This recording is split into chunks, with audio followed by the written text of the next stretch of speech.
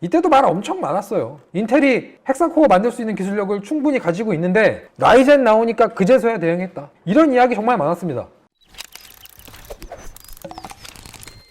일단 스태핑에 대한 이야기를 하기 전에 인텔의 공정에 대해서 알고 넘어가야겠죠. 인텔의 계획은 2013년에 14나노에 진입하는 거였고 2015년에는 10나노, 2017년에는 7나노, 그리고 2019년에는 그 이상의 공정 미세화의 진입이었어요. 그리고 인텔이 2015년에 좀 늦긴 했지만 14나노 처음 도입했을 때는 그 아무도 인텔이 반도체의 왕자를 차지했던 인텔이 이렇게까지 공경에 처할 것이라고는 상상하지 못했습니다. 이게 불과 4년 전이에요.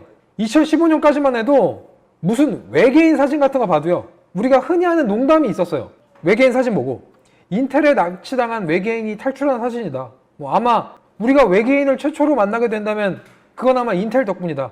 그만큼 인텔은 어떤 인텔리전트 같은 그런 이미지가 있었고 어떤 공정에 대해서만큼 후광이 존재했던 기업이에요. 그런데 2015년 이후 4년이 지난 지금도 우리는 여전히 인텔의 14나노 CPU를 사용하고 있고요. 저조차도 14나노 플러스 공정이 적용된 7980X1을 쓰고 있습니다.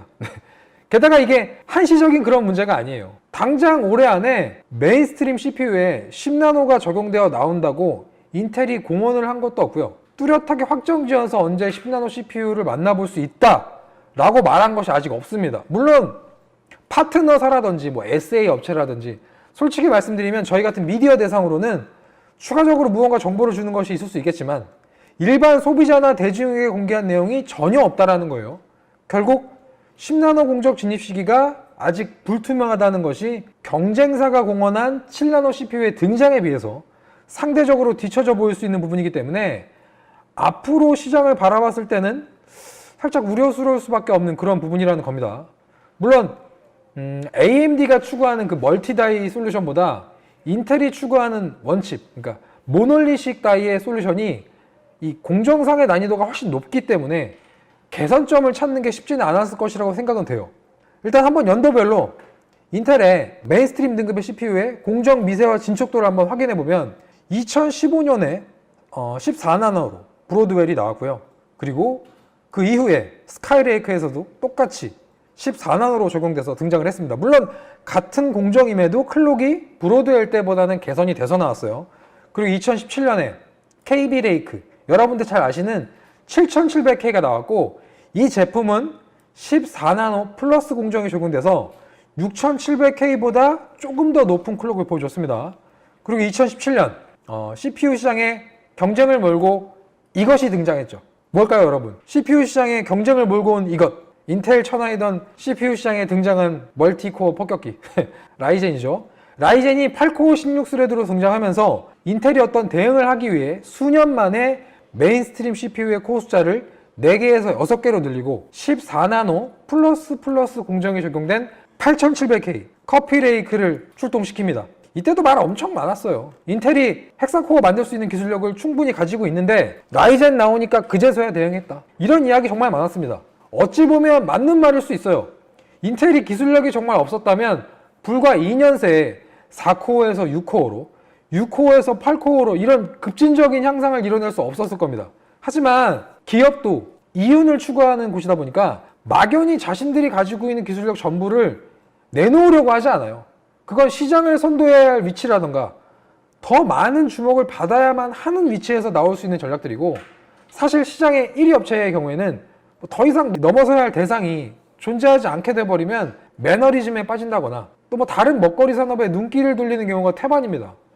그렇다고 정말 인텔이 악덕 기업이고 나쁜 사람들이라는 그런 얘기는 아니에요. 어쨌든 섭리상, 정황상 그래서 아마 메인스트림 시장의 코어 카운트를 공격적으로 늘리지 않았을까, 그런 해석이라고 볼 수 있겠죠. 어쨌든 이 8700K 커피레이크가 나오고 AMD도 젠 플러스죠. 라이젠 2세대로 화답했고 다시 2018년 작년이죠. 8코어 16스레드를 갖춘 커피레이크 리플래시가 다시 나옵니다. 9900K죠. 공정은 동일했어요. 8700K 때랑 14나노 플러스로 동일했다 이거죠. 그리고 지금 현재도 이 14나노 플러스 이상의 어떤 공정이 적용된 메인스트림 CPU에 대한 기약이 없는 상황이에요. 자, 여기까지 정리가 됐고, 자 이제 그럼 스태핑에 대해서 한번 알아보도록 하겠습니다. 스태핑이라는 것은 두 가지가 존재합니다, 여러분. CPU 스태핑과 코어 스태핑인데 오늘 말씀드리고자 하는 스태핑은 CPU 스태핑이고요. 칩 설계 단위의 변경사항이 있을 경우 16진수로 이루어진 이 CPU 스태핑을 통해서 이를 고지하는 개념입니다. 이것들은 대다수의 프로세서 인디티피케이션 유틸리티를 사용해서 확인이 가능하고요. 그러니까 뭐 CPU-Z 같은 거 켜서 확인해도 나오잖아요.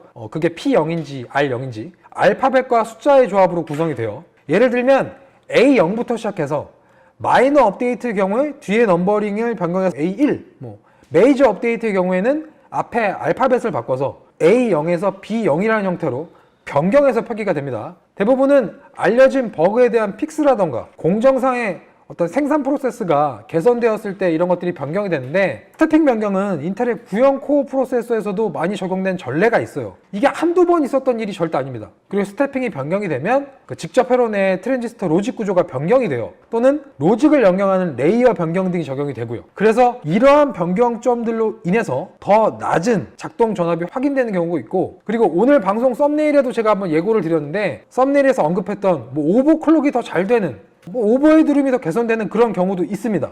자, 이제 스태핑에 대해서는 대략 알게 됐으니까 그 이전 세대 인텔의 구형 프로세서에서 스태핑이 변경되었을 때는 어떤 일들이 있었는지 한번 살펴보도록 할게요. 2009년에 여러분들 한 번쯤 들어본 적 있을 거예요. 탐스 하드웨어라고. 탐스 하드웨어가 이러한 스태핑 변경으로 인한 차이가 있는지 벤치마크를 진행한 적이 있어요. 그 당시에는 블룸필드가 C0 스태핑에서 D0 스태핑으로 변경된 적이 있었는데 당시 테스트 결과에 의하면 스태핑 변경 이후 소비 전력이 감소했고요. 여기 보시면 232W에서 217W로 감소했죠. 한번 전력 효율성이 증가했다라는 거예요. 그리고 같은 클록, 기본 클록에서 동작이 되는 그 전압이 1.232V에서 1.136V로 감소했어요.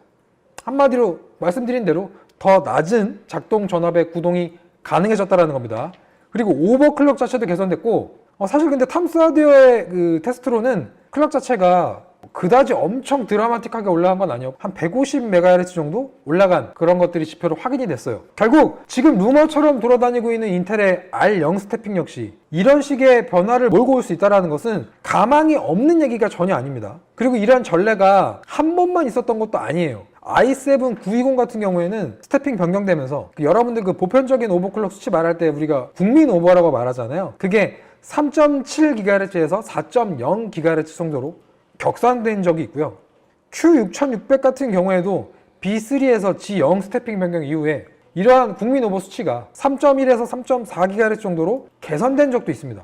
우리가 이 농담 삼아 하는 이야기 중에 인텔이 14나노의 사고를 우리고 있다, 재탕을 반복하고 있다, 이렇게 이야기하는데 사실 그냥 할 수 있는 게 없어서 그 사고를 우리는 게 아니라 정말 어떤 개선이 있을 수 있게끔 라이브러리 최적화 작업을 단행해서 더 나은 결과물을 만들어내고 있는 건 사실이에요. 예전에도 그랬었고 지금도 충분히 그럴 수 있다라는 겁니다. 14나노를 계속 쓰고 있다고 인텔을 맹목적으로 기술력이 없다라고 비난할 수 없는 부분이 이런 개선점이 분명 존재한 적이 많았기 때문이고, 그런 개선점들이 일반적인 공정 미세화가 주는 이점처럼 실리콘 반도체에 긍정적인 변화를 주고 있다는 것은 부정할 수 없는 사실입니다.